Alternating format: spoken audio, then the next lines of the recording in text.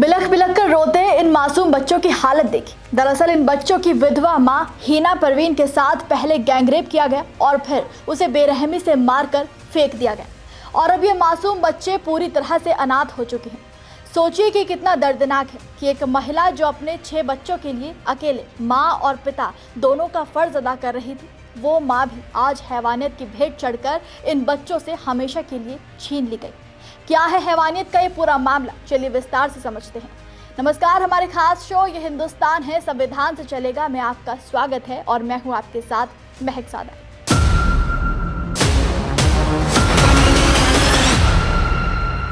ये मामला बिहार के मधेपुरा जिले से सामने आया है, जहां 6 बच्चों की मां हिना परवीन को 2 आरोपी उसके घर से उठा ले गए और फिर उसके साथ बेरहमी से सामूहिक दुष्कर्म किया और इतने में भी जब उनकी हैवानियत शांत नहीं हुई तो फिर लगभग 500 मीटर दूर ले जाकर उसका गला रेत कर उसकी हत्या कर दी गई। ये घटना मधेपुरा जिले के मुरलीगंज थाना अंतर्गत भैरूपति गांव के वार्ड नंबर 14 की है। यहाँ बीते 3 जनवरी की रात को 2 अपराधियों ने हिना परवीन नाम की एक 30 वर्षीय विधवा मुस्लिम महिला के घर पहुंचकर बेखौफ तरीके से बंदूक दिखाकर उसे अगवा किया और फिर हिना परवीन को अगवा करने के बाद उन दोनों लड़कों ने उसका गैंगरेप किया और फिर महिला की गर्दन रेत कर उसकी हत्या कर दी। जानकारी के मुताबिक हिना परवीन के 6 छोटे छोटे बच्चे हैं। हिना के पति मोहम्मद अताबुल की 1 साल पहले मौत हो गई, जिसके बाद हिना परवीन मेहनत मजदूरी करके अपने बच्चों को किसी तरह पाल रही थी। माँ घर में नहीं मिली तो बच्चे बेहद परेशान हो गए और जब जांच पड़ताल की तो हिना भूसे के ढेर पर मरी हुई मिली, जिसके बाद इलाके में कोहराम मच गया। घटना की सूचना मिलते ही पुलिस मौके पर पहुंची और जांच शुरू की। पीड़िता का शव मिलने के बाद एफएसएल टीम को भी बुलाया गया है। हालांकि बिहार पुलिस महिला के गैंगरेप की बात को नकार रही है, तो वहीं आसपास के लोग महिला के गैंगरेप होने का दावा कर रहे हैं। तो वहीं इस मामले में अब राजनीतिक मोड़ भी ले लिया है। कटिहार में एआईएमआईएम के राष्ट्रीय प्रवक्ता आदिल हसन ने बिहार की कानून व्यवस्था पर भी गंभीर सवाल उठाए हैं। मेरी बहन को इंसाफ ना मिला, अथर अंसारी को इंसाफ नहीं मिला, नूरशीद को इंसाफ नहीं मिला। अगर बिहार में हमारे साथ ज्यादती होगी तो हम आवाज बुलाएंगे, पूरे बिहार में चक्का जाम। बैरिस्टर असदुद्दीन ओवैसी साहब को साथ लेकर हम चक्का जाम करेंगे। हम ये लड़ाई को छोड़ेंगे नहीं किसी भी हद तक। अख्तर ईमान साहब ने एसपी साहब से बात की और दूसरे जिम्मेदार से बात की। इस लड़ाई में हम साथ हैं और इंशाअल्लाह ताला उनके घर भी हम जाएंगे और होम सेक्रेटरी और डीजीपी से, क्योंकि और 2-3 मामले उस पर भी मिलना, इस पर भी मिलकर उस पर स्पीडी ट्रायल और उस फैमिली को मुआवजा और बच्चों का भरण पोषण का बिहार सरकार जिम्मेदार है। हम यही मुतालबा करते हैं। इस घटना को लेकर मुस्लिम समाज के लोग सोशल मीडिया पर लिख रहे हैं और कार्रवाई की मांग कर रहे हैं। इस मामले पर बिहार के राज्य अल्पसंख्यक आयोग ने जिलाधिकारी को पत्र लिखकर इस मामले में सख्त कार्रवाई करने और दोषियों को सजा दिलवाने की मांग की। साथ ही प्रशासन को कार्रवाई से जुड़ी रिपोर्ट बिहार राज्य अल्पसंख्यक आयोग के सामने पेश करने की मांग की है।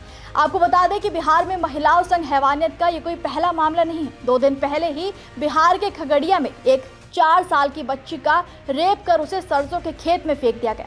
इस घटना के बाद लापरवाही बरतने वाले 8 पुलिसकर्मियों को सस्पेंड भी कर दिया गया था और ना जाने ऐसी कितनी बच्चियों महिलाओं की आबरू के साथ खिलवाड़ किया जाता रहा है, लेकिन सुरक्षा के नियम कानूनों में कोई बदलाव नहीं हुआ। लेकिन ऐसे अपराधों के लिए हमारे देश का कानून क्या कहता है, चलिए जान लेते हैं। भारतीय न्याय संहिता की धारा 63 बलात्कार को परिभाषित करती है। किसी महिला की सहमति के बिना उसके साथ यौन संबंध बनाना बलात्कार माना जाता है। भारतीय न्याय संहिता की धारा 64 बलात्कार के अपराध के लिए दंड का प्रावधान करती है। बलात्कार करने वाले व्यक्ति को कम से कम 10 साल की कठोर कारावास की सजा, जो कि आजीवन कारावास तक हो सकती है, और जुर्माने से दंडित किया जाएगा।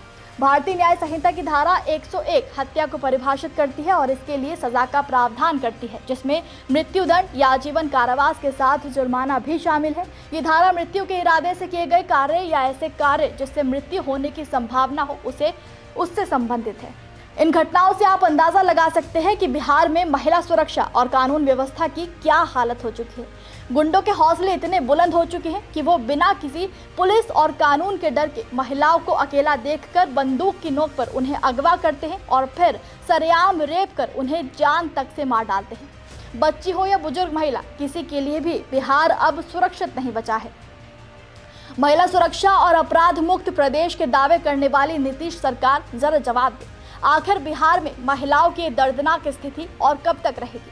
आखिर क्यों बिहार पुलिस महिलाओं को सुरक्षा देने में नाकाम साबित हो रही है? आप इस मामले पर क्या कहेंगे, हमें कमेंट में जरूर बताइएगा।